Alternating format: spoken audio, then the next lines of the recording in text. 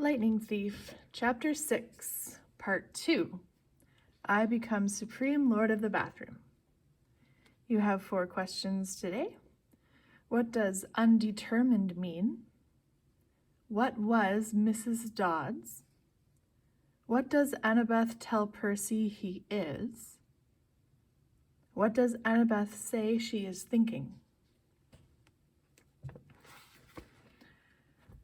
The blonde girl I'd met at the big house was reading a book in front of the last cabin on the left, number 11. When we reached her, she looked me over critically, like she was still thinking about how much I drooled. I tried to see what she was reading, but I couldn't make out the title.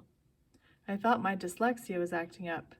Then I realized the title wasn't even English. The letters looked Greek to me. I mean, like literally Greek.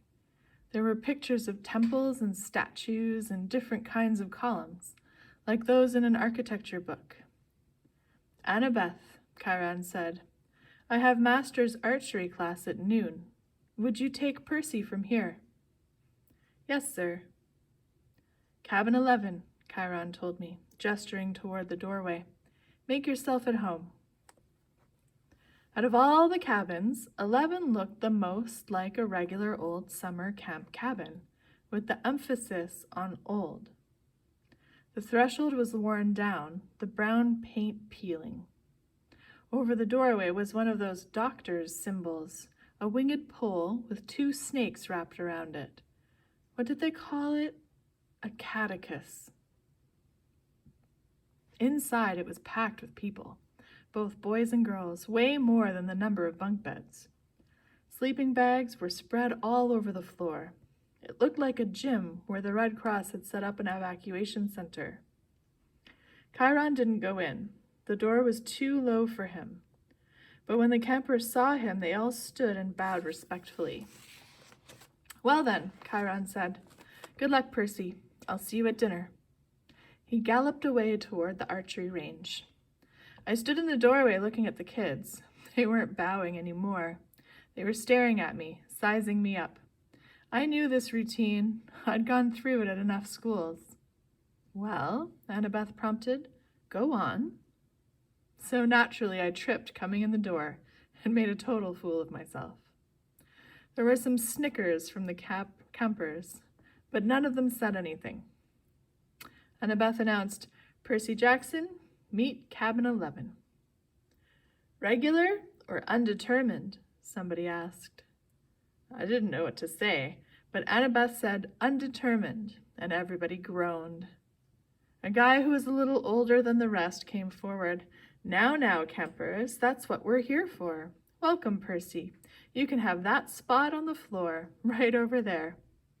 The guy was almost 19, and he looked pretty cool. He was tall and muscular, with short-cropped sandy hair and a friendly smile. He wore an orange tank top, cut-offs, sandals, and a leather necklace with 5 different colored clay beads. The only thing unsettling about his appearance was a thick white scar that ran from just beneath his right eye to his jaw, like an old knife slash. This is Luke, Annabeth said. Her voice sounded different somehow. I glanced over. I could have sworn she was blushing. She saw me looking and her expression hardened again. He's your counselor for now. For now? I asked. You're undetermined, Luke explained patiently. That means they don't know what cabin to put you in.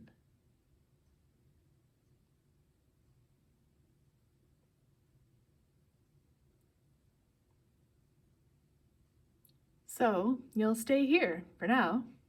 Cabin 11 takes all newcomers, all visitors. Naturally, we would. Hermes, our patron, is the god of travelers. I looked at the tiny section of floor they'd given me. I had nothing there to put there to mark it as my own. No luggage, no clothes, no sleeping bag, just the Minotaur's horn. I thought about setting that down, but then I remembered that Hermes was also the god of thieves.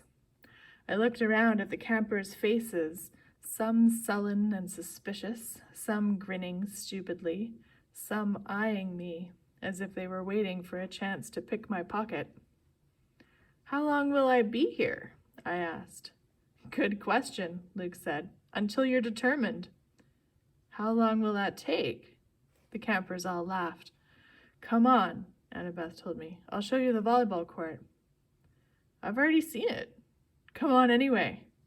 She grabbed my wrist and dragged me outside. I could hear the kids of Cabin 11 laughing behind me. When we were a few feet away, Annabeth turned and said, "Jackson, you've got to do better than that." "What?" She rolled her eyes and mumbled under her breath. "I can't believe I thought you were the one."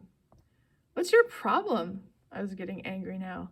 "All I know is I kill some bull guy." "Don't talk like that," Annabeth told me. "You know how many kids at this camp wish they'd had your chance?" "To get killed?" "To fight the Minotaur. What do you think we train for?" I shook my head. "Look, if the thing I fought really was the Minotaur, the same one in the stories..." "Yes." "Then there's only one." "Yes." "And he died like a gajillion years ago, right? Theseus killed him in the labyrinth. So..." "Look, Percy, monsters don't die. They can be killed, but they don't die." "Okay, thanks, that clears that up." "They don't have souls like you and me. You can dispel them for a while, maybe even for a whole lifetime if you're lucky. But they are primal forces. Chiron calls them archetypes. Eventually, they reform." I thought about Mrs. Dodds. "You mean if I killed one accidentally with a sword?" Your math teacher? That's right. She's still out there. You just made her very, very mad." "How did you know about Mrs. Dodds?" "You talk in your sleep." "You called her something, almost. What did it? A fury?"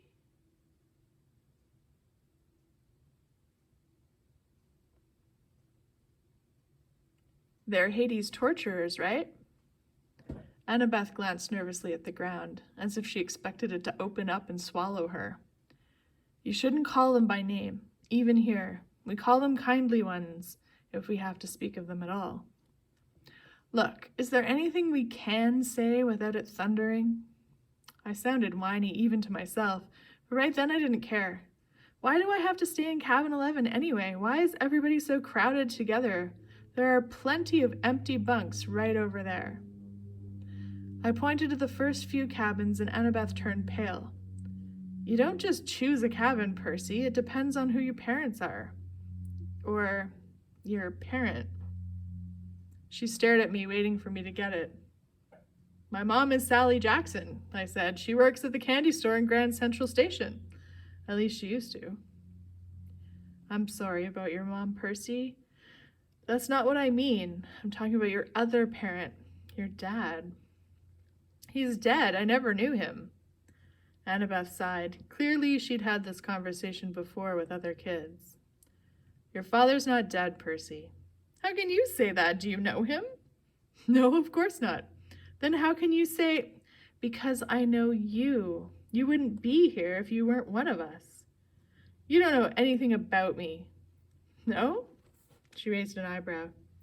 "I bet you moved around from school to school. I bet you were kicked out a lot of them." "How?" "I bet you were diagnosed with dyslexia. Probably ADHD too." I tried to swallow my embarrassment. "What does that have to do with anything?" "Well, taken together, it's almost a sure sign. The letters float off the page when you read, right? That's because your mind is hardwired for ancient Greek. And the ADHD, you're impulsive. You can't sit still in the classroom. That's your battlefield reflexes. In a real fight, they'd keep you alive. As for the attention problems, that's because you see too much, Percy, not too little. Your senses are better than regular mortals. Of course the teachers want you medicated. Most of them are monsters. They don't want you seeing them for what they are." "You sound like you went through the same thing." "Most of the kids here did. If you weren't like us, you couldn't have survived the Minotaur, much less the ambrosia and nectar." "Ambrosia and nectar?" "The food and drink we were giving you to make you better. That stuff would have killed a normal kid. It would have turned your blood to fire and your bones to sand, and you'd be dead. Face it. Just like everybody else here, you are a half-blood.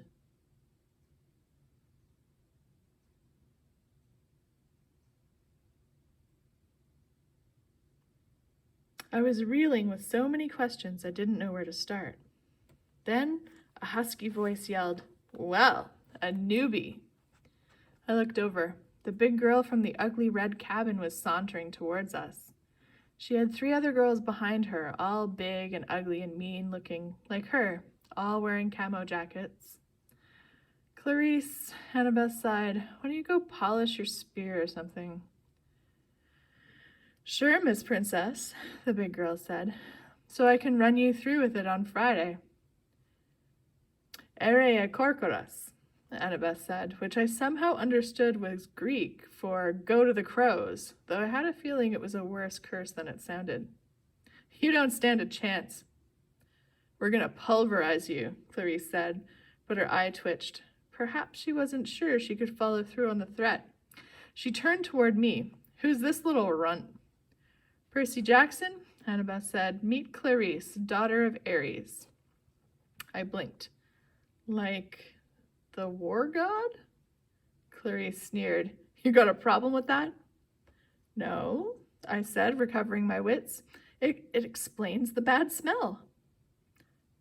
Clarice growled. "We got an initiation ceremony for newbies, prissy." "Percy. Whatever. Come on, I'll show you."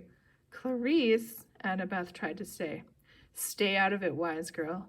Annabeth looked pained, but she did stay out of it. I didn't really want her help. I was the new kid. I had to earn my own rep. I handed Annabeth my minotaur horn and got ready to fight. But before I knew it, Clarice had me by the neck and was dragging me toward a cinder block building that I knew immediately was the bathroom. I was kicking and punching. I'd been in plenty of fights before, but this big girl Clarice had hands like iron. She dragged me into the girls' bathroom. There was a line of toilets on one side and a line of shower stalls down the other. It smelled just like any public bathroom, and I was thinking, as much as I could think with Clarice ripping my hair out, that if this place belonged to the gods, they should have been able to afford classier Johns.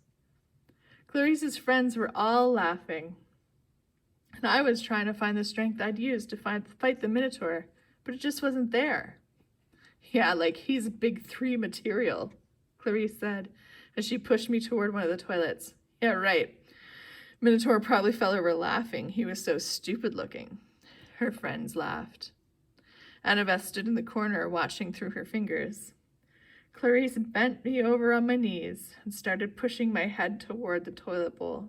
It reeked like rusted pipes and, well, like what goes into toilets.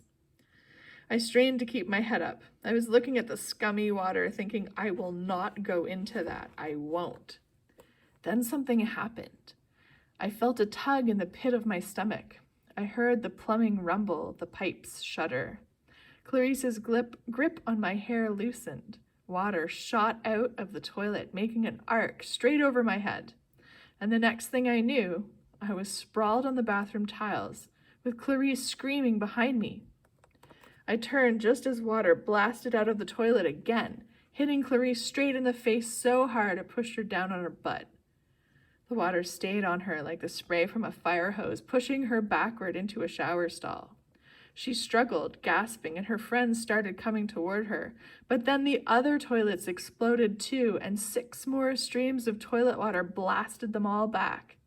The showers acted up too, and together all the fixtures sprayed the camouflage girls right out of the bathroom, spinning them around like pieces of garbage being washed away. As soon as they were out the door, I felt the tug in my gut lessen, and the water shut off as quickly as it had started. The entire bathroom was flooded. Annabeth had not been spared. She was dripping wet, but she hadn't been pushed out the door. She was standing in exactly the same place, staring at me in shock. I looked down and realized I was sitting in the only dry spot in the whole room. There was a circle of dry floor around me. I didn't have 1 drop of water on my clothes. Nothing. I stood up, my legs shaky. Annabeth said, "How did you?" "I don't know." We walked to the door. Outside, Clarice and her friends were sprawled in the mud, and a bunch of other campers had gathered around to gawk at her. Clarice's hair was flattened across her face, her camouflage jacket was sopping, and she smelled like sewage. She gave me a look of absolute hatred. "You are dead, new boy. You are totally dead." I probably should have let it go, but I said, "Do you want to gargle with toilet water again, Clarice? Close your mouth." Her friends had to hold her back. They dragged her toward cabin 5 while the other campers made way to avoid her flailing feet. Annabeth stared at me. I couldn't tell whether she was just grossed out or angry at me for dousing her. "What?" I demanded. "What are you thinking?" "I'm thinking," she said, "that I want you on my team for Capture the Flag."